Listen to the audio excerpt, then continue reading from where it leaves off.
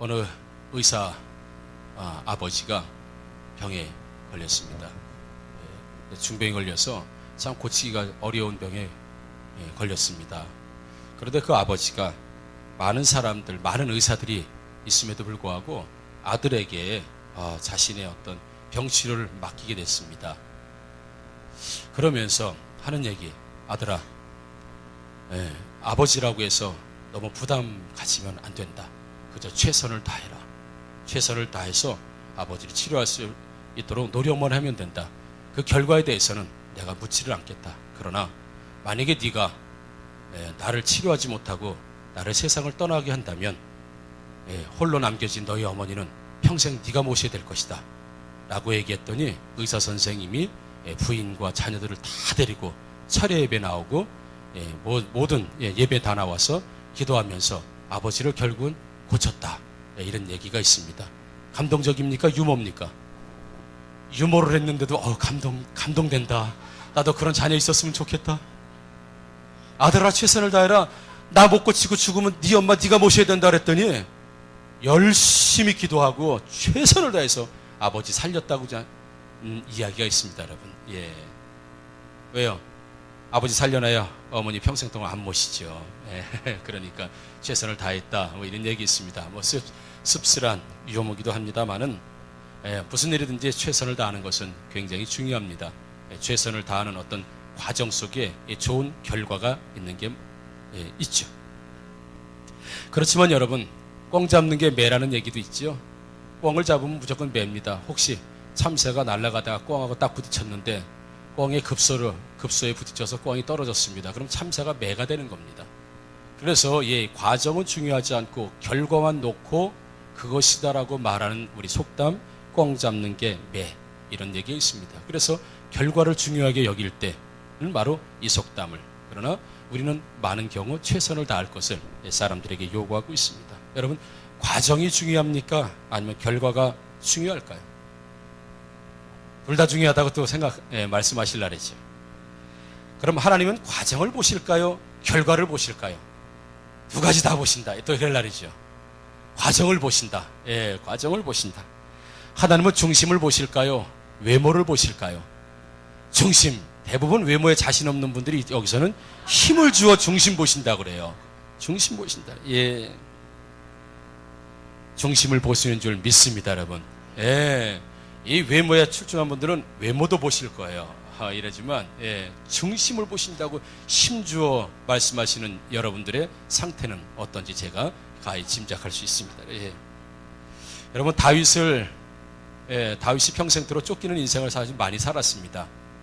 쫓겨다니는 인생을 살면서 다윗이 여러 번 죽을 고비를 넘기는 걸 우리가 알 수 있습니다. 다윗을 살리는 데 있어서 공헌한 사람들이 있습니다. 다윗이 정말 죽음의 순간에 그를 보호해줬던 대표적인 사람들이 있지만 우리가 아는 사람들을 말씀드리면 요나단이 있습니다.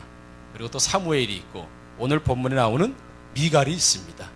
이 세 사람은 다윗이 죽을 수밖에 없는 아주 결정적인 순간에 다윗을 살려내는 아주 다윗을 살리는데 큰 공헌을 한 사람들이죠.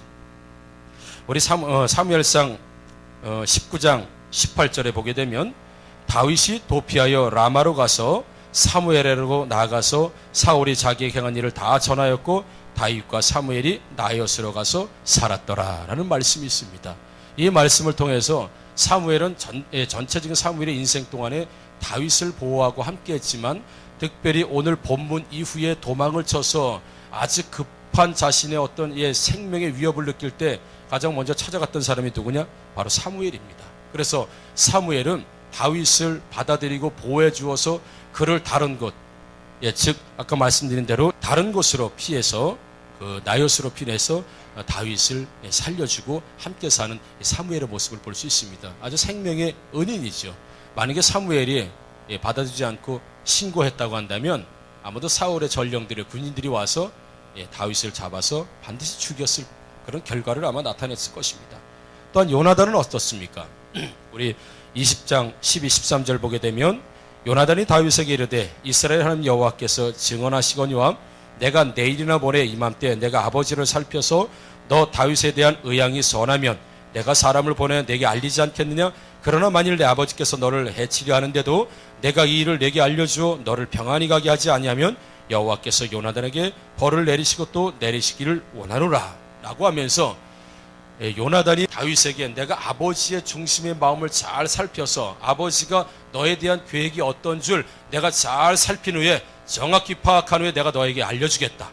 만약에 아버지가 너를 죽이려고 하는데도 내가 말을 하지 않는다고 아니면 아버지가 너를 살리겠다고 하시는 이 중심의 마음을 가지고 있음에도 내가 얘기하지 않는다면 내가 하나님께 벌을 받을 것이다. 그래서 정확하게 나의 아버지 사울의 마음을 파악해서 내가 죽을 일이 생긴다고 한다면 내가 빨리 너에게 얘기해서 피할 수 있도록 해주겠다. 만약에 그렇지 않고 아버지가 살려야 되겠다는 생각을 가지고 있다면 그 소식도 기쁘게 전할 것이다 라고 하면서 다윗이 언제 죽을지 모르는 그 순간을 요나단이 대비해주고 또 살려줄 것을 약속하는 모습을 볼 수 있습니다. 참 이 다윗이 사울에게 쫓겨다닐 때 생명의 위협을 많이 당할 때 요나단과 사무엘에 의해서 이렇게 다윗은 아주 결정적인 순간에 살아나게 되죠. 반면에 오늘 본문에서 나오는 미갈도 다윗을 살려주었죠. 오늘 본문에 그 다윗이 이제 그 사울과 함께 있을 때 사울이 악신이 들어가면서 다윗을 향해서 창을 던졌는데 그 창이 빗나갔습니다. 얼른 다윗이 집으로 도망을 갔지요.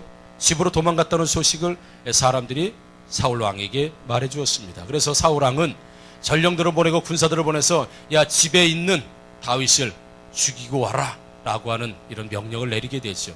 그 명령을 받은 군인들이 가서 보니까 공주죠. 사울 왕의 딸이 안 된다. 못 들어간다. 지금 다윗은 아파가지고 있는데 그 불쌍한 이 다윗을 지금 고통 중에 있는 다윗을 아픈 다윗을 이렇게 하면 안 된다라고 미갈이 막아서게 됩니다.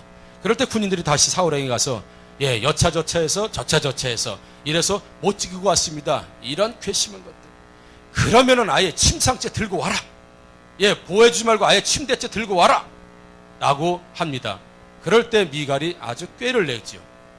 자신이 가지고 있었던 우상을 쫙 이렇게 뉘어놓고 그 위에다 염소털 같은 거를 머리로 만들고 야곱도 많이 그렇게 했고요. 기생라합도 이제 속여서 구출해 준 적이 있습니다만은 그렇게 이 우상을 사람 모양으로 만들어 놓은 다음에 이불을 싹 덮어 놓죠.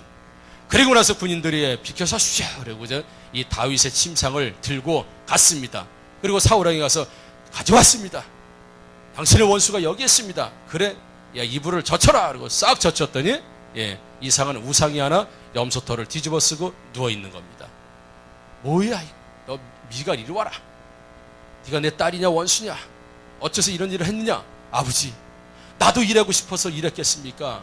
다윗이 갑자기 칼을 들이대고 나를 협박하면서 나를 도망치도록 해주지 않으면 죽여버렸다고 하는데 난들 어떻게 하겠습니까? 살아야 되지 않겠습니까? 라고 거짓말을 합니다. 자신의 딸이 죽을 지경이 생겼는데 어떻게 합니까? 그래서 이 미갈은 이런 지혜와 꾀를 내어서 다윗을 살리게 된 내용이 바로 오늘 읽은 본문의 내용입니다.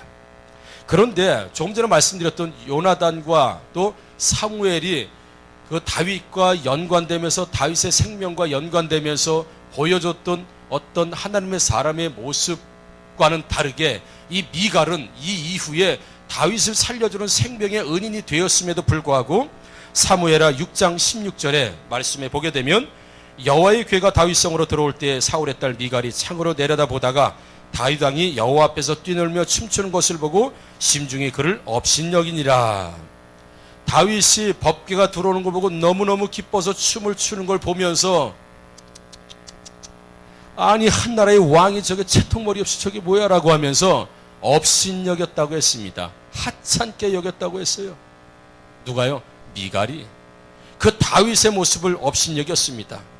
그리고 나서는 이후에 다윗이 춤을 열심히 추고 법궤 들어온 걸 열심히 축하하고 열심히 찬양한 다음에 집으로 들어와서 다윗이 자기의 가족에게 축복하러 돌아오매 사울의 딸 미갈이 나와서 다윗을 맞으며 이르되 이스라엘 왕이 오늘 어떻게 영화로우신지 방탕한 자가 염치 없이 자기의 몸을 드러내는 것처럼 오늘 그의 신복의 계집종의 눈앞에서 몸을 드러내셨도다 하니라고 하면서 다윗을 책망합니다. 왕이 채통을 지키셔야죠. 마치 말해 염치 없는 자처럼, 그냥 막대 먹은 사람들처럼, 쌍꺼틀처럼. 그게 뭡니까? 바지가 흘러내릴 정도로 다 춤을 추고 채통을 지키셔야죠. 이렇게 얼마나 왕의 자리가 영화로운 자리인데, 얼마나 왕의 자리가 무게 있는 자리인데, 얼마나 왕의 자리가 특별한 자리인데 채통 없이 쌍꺼들이 하는 행동을 그렇게 합니까? 라고 미갈이 다윗을 책망하는 모습을 볼 때에 사무엘하 6장 21절에 보면 다윗이 미갈에게 이르되 이는 여호와 앞에서 한 것이니 그가 내 아버지와 그의 온 집을 버리시고 나를 택하사 나를 여호와의 백성 이스라엘의 주권자로 삼으셨으니 내가 여호와 앞에서 뛰놀리라. 미갈은 다윗을 보고 쌍꺼들이나 하는 일을 왜 했습니까? 그 영화로운 왕이요 라고 했지만 다윗은 내가 한 것은 하나님 앞에서 한 것이다 라고 하면서 똑같이 다윗이 춤을 춘 걸 보고 미갈은 채통 없이 쌍꺼들이 한 것으로 알고 없인 여겼지만 다윗은 내가 바지가 흘러내렸는지 옷이 벗겼는지 모르겠지만 나는 그거 모든 것이 다 하나님 앞에서 한 것이다 라고 하면서 상반된 의견을 보이는 모습을 보게 되죠. 그래서 사무엘하 6장 23절에 이런 결과를 나타냅니다. 그러므로 사울의 딸 미갈이 죽는 날까지 그에게 자식이 없으니라 라고 되어 있습니다. 이 미갈을 설명하기 위해서 여러분들에게 요나단도 말씀을 드렸고 사무엘도 말씀을 드린 겁니다. 생명을 구해준 요나단과 사무엘은 하나님의 사람으로 하나님의 방식으로 다윗을 철저히 도왔던 하나님의 사람들에도 불구하고 이 다윗을 살려준 요나단과 사무엘의 인생과 지금 저주를 받은 그 다윗을 살려주고도 불구하고 이후에 저주를 받은 미갈의 모습이 대비되는 걸 보게 됩니다. 여러분. 왜 성경은 사무엘과 요나단은 하나님의 사람으로 미갈은 다윗을 살려준 생명의 은인임에도 불구하고 왜 평생토록 저주를 받아서 자식이 없다고 기록할까요? 미갈에 대해서는 성경이 그렇게 좋은 표현을 쓴 적이 없습니다. 그러나 인간적으로 보게 되면 다윗을 구해준 생명의 은인이죠. 여기 우리 본문에서 찾아낼 단어가 하나 있습니다. 뭐냐면 16절에 보게 되면 전령들이 그에게 들어가 본지 침상에는 우상이 있고 염소털로 엮은 것이 그 머리에 있었더라 라고 하면서 다윗을 대신해서 사람처럼 뉘어놓은 우상이 있었다고 합니다. 이 우상의 이름이 바로 테라핌이라고 하는 우상인데요. 가나안 땅에서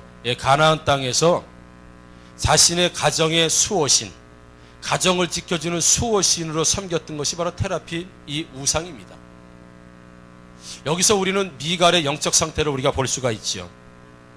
미갈은 사울왕의 딸이었고 다윗의 아내였지만 여전히 테라핌을 가지고 가정의 수호신으로 섬기고 있는 우상 숭배자였다는 것을 우리는 알 수 있습니다. 그의 집에 테라핌을 가지고 있었고요. 또 작은 다른 우상을 또 가지고 있었습니다. 사무엘상 15장 23절에 이런 내용이 나옵니다. 이는 거역하는 것은 점치는 것과 같고 완고한 것은 사신 우상에게 절하는 죄와 같음이라. 왕이 여호와의 말씀을 버리셨으므로 여호와께서 왕을 버려 왕이 되지 못하게 하셨나이다. 사무엘이 번제를 드린 사울왕을 책망하면서 이 하나님 말씀을 거역하는 것은 점치는 것과 똑같고 완고한 것을 사신 우상에게 절하는 것과 같음이다. 하나님 말씀을 폐하고 자신이 멋대로 번제를 드린 것은 우상에게 절하고 우상을 섬긴 것과 마찬가지. 거기에서 우상이 나온 것이 바로 이 테라핌입니다.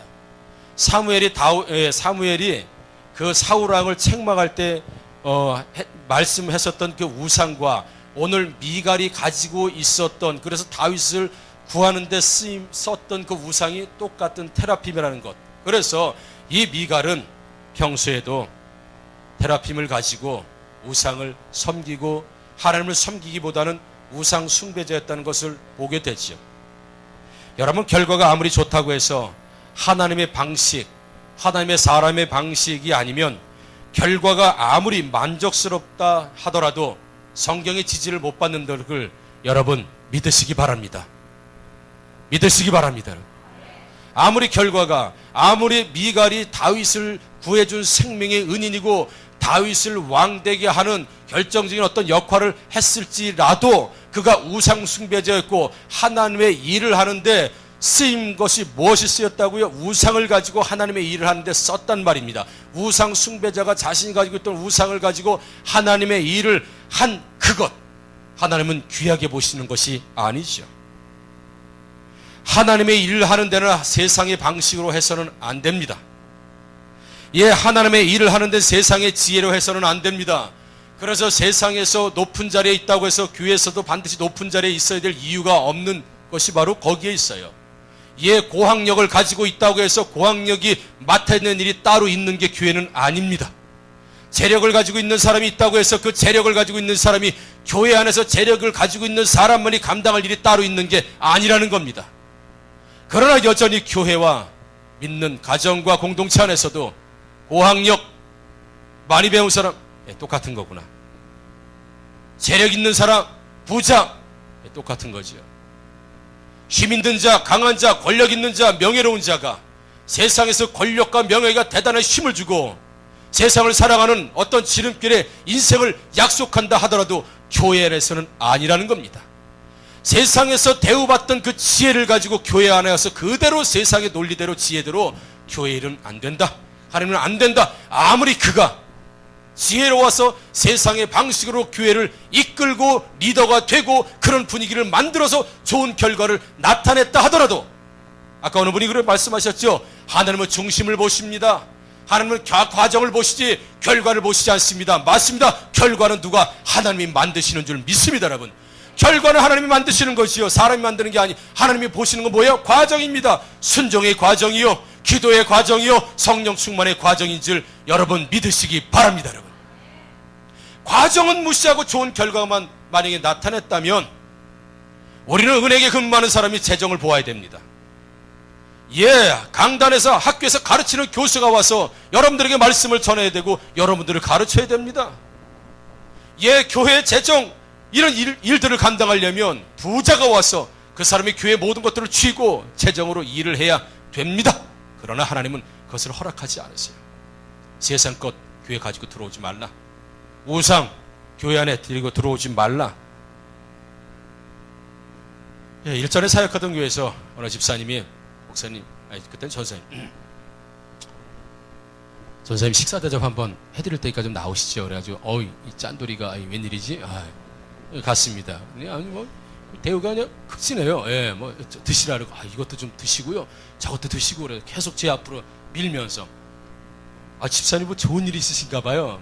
좋은 일이 좀 있습니다. 대접해드리고 싶어가지고 드시죠. 뭔 좋은 일이 있으세요? 그랬더니 계속 머리를 극적극적거리고 말을 하지 않아요. 뭐 얻어먹는데 뭔 좋은 일인지 말을 하지 말고 그냥 대접해드리는 겁니다. 좋은 일이 있어가지고요. 무슨 좋은 일인데? 그랬더니 싱글싱글하면서 뒷머리를 극적극적하면서 말을 잘 안 해요. 예상하시죠? 전사님 좀 말씀드리긴 좀 부끄럽습니다만은 오늘 아는 사람들하고 좀 고섭을 쳐가지고 좀 많이 좀 땄습니다. 그래서 이제 전사님 평소에 감사해가지고 기도도 우리 가정을 위해서 많이 해주시고 우리 위해서 많이 해가지고 이럴 때 안 쓰면 제가 언제 쓰겠습니까? 많이 잡수세요. 그리고 막 고기 사주고 막 그러는데 그때부터 고기가 아니라 무슨 고무신 씹는 줄 알았어요. 제가 그거 맛있겠습니까? 고수접 쳐서 딴 돈으로 사주는. 그래서 평소에 우리 가정을 위해서 기도해 주셔서 잘 됐다는 하는 것처럼, 물론 전사님이 기도해서 제가 고수접 잘 됐습니다라고 얘기하지 않지만 늘 우리 가정을 위해서 기도해 주셔서 이렇게 좋은 일이 생겨서 감사합니다. 뭐예요? 기도해 주셔서 고수접이 착착 붙어가지고 오늘 많이 땄다는 거예요. 본인 얘기는 100만 원 이상 땄다고 그러더라고요. 그래서 극적으로 많이 잡수시라. 많이 된 얘기면 다음에도 기도 좀 해주세요. 200만 원 따겠지. 그 얘기하는 거잖아요, 여러분. 제가 그걸 먹고 맛있겠습니까? 이거 참 있는 그대로 말하면 확 그냥 상을 뒤집어 엎고요. 이런 걸 내가 언제 이런 거 사달라고 그랬냐고. 그냥 막 말하고 싶은데 차마 그 얘기를 못 하겠더라고요. 왜? 그분은 그걸 받을 만한 분이 안 돼요. 그래서 나중에 하더라도 일단 먹자. 사줬으니까 일단 먹자. 아무튼 다 먹었어요. 그리고 오는데 참 씁쓸하다고. 이게 잘 된 건가 말이에요.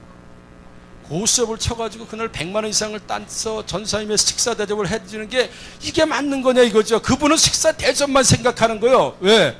고수업 같은 경우는 자기네 평소에 어떤 잘하는 평소의 일이라고 생각하실지 몰라요. 그런데 남의 돈을 따가지고 그걸 가지고 대접을 하는 거 제가 맛있게 먹을 리가 없지요. 그다음부터 그분이 혹시 식사 대접 하자고 그럴까봐 피해 다녀요. 예. 그분만 만나면 배부르다. 오늘 많이 먹어가지고 배부르. 혹시 밥 먹자 그럴까봐. 예. 그 이후로는 식사 대접 못 받았습니다만은 하나님이 그런 거예요. 누가 여러분 제가 고섭치고 딴 돈으로 고기 사달라고 했습니까? 전사님, 제가 오늘 열심히 일해서 직장이 없었는데 직장을 구했고요. 제가 일거리가 없었는데 오늘 일거리가 나서 일을 했어요. 그래서 한 대를 받았습니다. 그래서 오늘 기분이 좋아서 전사 이거 드시죠 그러면 얼마나 좋습니까 여러분. 과정이 좋잖아요. 과정도 좋고 결과도 좋지 않습니까? 근데 과정은 무시하고 고섭 차서 100만 원 이상 땄으니 기분 좋으니 한턱 쏘겠습니다라고 하는 이 결과만 가지고 얘기하는 것 있을 수 없는 일이죠. 사도행전 5장에 보면 아나니아와 삽비라라는 사람 두 부부가 나오죠. 잘 아시는 내용입니다. 당시에 초대교회 사람들이 자신의 집도 팔고 땅도 팔아서 사도들의 발 앞에 놓고 모든 어려운 곳에 선교하고 구제할 수 있도록 다 쓰도록 교회에 헌금을 했습니다.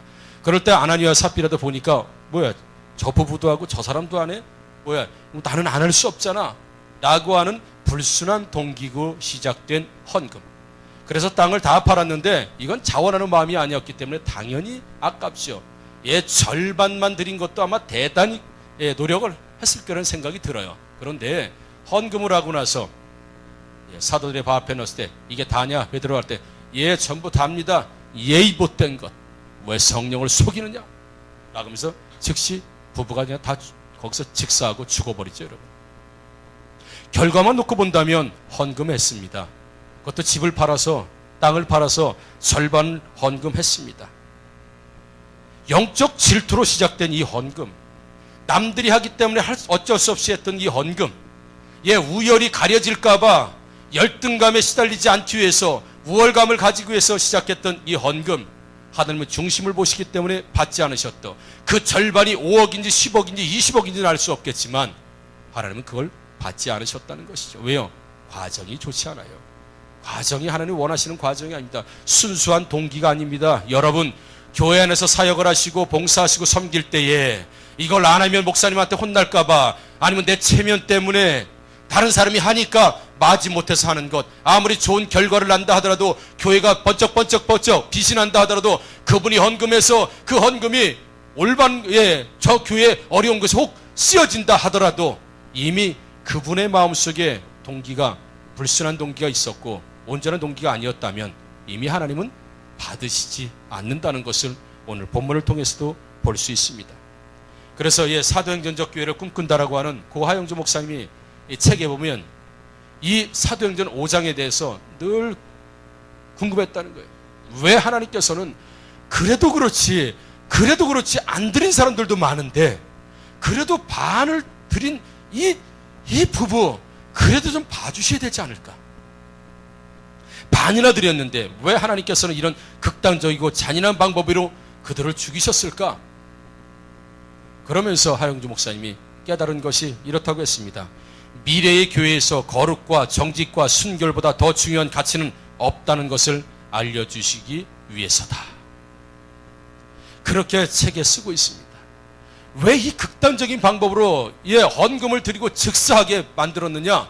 교회는 정직해야 되고 교회는 순결해야 되고 교회는 깨끗하다는 것을 이 이후에 생겨질 모든 교회의 표본이 되고 모델이 되기 위해서 그들을 잔인하게 죽이시는 방법을 선택했다는 것이에요.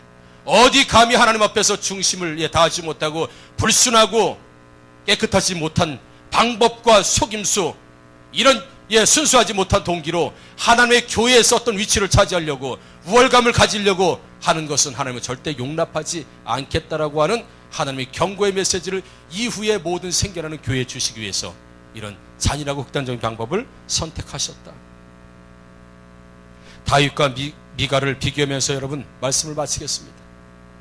다시 사무엘에서 6장으로 본문으로 돌아가게 되면 미갈은 다윗에게 이렇게 얘기합니다. 사무엘하 6장 아까 읽은 본문에 이스라엘 왕이 오늘 어떻게 영어로우신지 그래서 미갈은 자신의 남편 다윗을 왕으로 보았고 그 왕이 얼마나 영화로운 자리인데 채신머리 없이 상것들 아래것들 하는 이런 못 배운 것들이 하는 이런 행동을 합니까? 라고 왕을 아주 영화롭게 보았습니다. 사람의 눈으로, 인간의 눈으로 그렇게 보았지. 반면에 다윗은 내가 여호와 앞에서 뛰놀르라, 내가 이보다 더 낮아져 스스로 천하게 보일지라도 나는 앞으로도 계속 하나님 앞에서 뛰놀겠다. 아무리 그 왕의 자리가 영화로운 자리고 아무리 그 왕의 자리가 절대 권력을 가진 자리가 하더라도 나는 하나님 앞에서 여전히 어린아이로 뛰놀겠다 라고 하는 그 왕의 자리를 미갈은 아주 영화로운 자리로 보았지만 다윗은 하나님 앞에서 어린아이의 자리로 볼 수밖에 없었던 이 영적 상태와 신앙과 하나님 앞에서 어떤 모습을 가지고 있었느냐. 미갈은 우상 숭배자였었기 때문에 참된 영과 진리로 예배하는 다윗의 모습을 보고 천한 것이 하는 일이라고 업신여겼다는 겁니다. 그러나 나는 왕이지만 하나님 앞에서 순수한 동기로 그분을 찬양하는 마음으로 그분에게 예배하는 마음으로 영과 진리로 예배하는 마음으로 드렸기 때문에 내가 바지가 벗겨지고 무슨 수모를 당할지라도 하나님 앞에서 나는 어린아이 하나에 불과하다고 하는 이 다윗의 영적 상태와 여러분 얼마나 비교가 됩니까? 그래서 사무엘의 영성과 요나단의 영성과 미갈의 영성이 다윗을 똑같이 살려준 경험이 있다 하더라도 성경은 같이 취급하지 않고 전혀 다른 것으로 취급하는 것을 우리가 볼 수가 있습니다. 사랑하는 성도 여러분, 세상 방식과 지혜로 일하지 맙시다. 하나님의 방식으로 일합시다. 자신의 감정과 기분으로 일하지 맙시다. 성령의 감동으로 일합시다. 사람 앞에서 일하지 맙시다. 하나님 앞에서 일합시다. 그래서 축복받으시고 쓰임받으시고 끝까지 쓰임받는 저와 우리 하학교의 모든 성도들 되기를 다시 한번 주의 이름으로 축원합니다. 아멘. 기도하겠습니다.